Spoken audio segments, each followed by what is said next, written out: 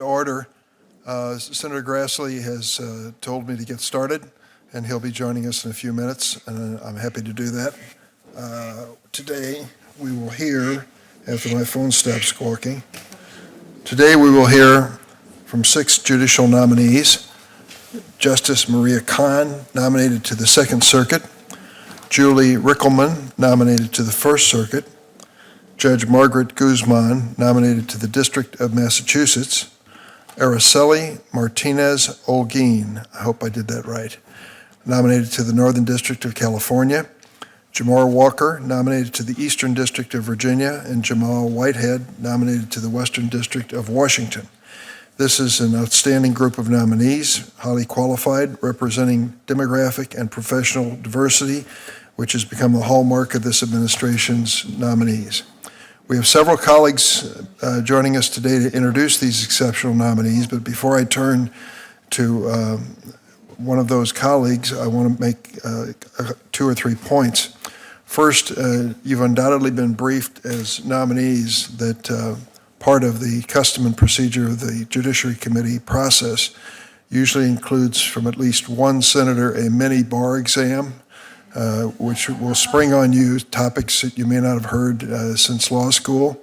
Rest assured that is a good faith effort by that senator, but also know that very few senators on this side of the dais would be able to answer the questions either. Secondly, we, of course, are concerned about judicial temperament, and I hope that this process today will reflect good senatorial temperament. I can only hope for the best. The other thing I would like to raise is a frequent criticism. Members are asked to tell us what they personally believe. What do you really believe? I don't want to hear about precedent and cases. What is your real belief in this? Which puts a judicial nominee on the spot. The Judicial Conference of the United States has directed both sitting judges and nominees not to share their personal opinions. According to the Code of Conduct, also known as the Judicial Canons, nominees, quote, should not make public comment on the merits of a matter pending or impending in a court. The rationale is obvious.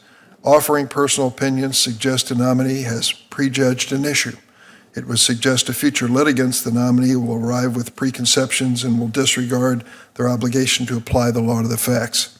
Also, while many of my colleagues on the other side of the table now suggest they are concerned by a nominee's refusal to offer personal opinions, there were no such concerns with previous Trump nominees.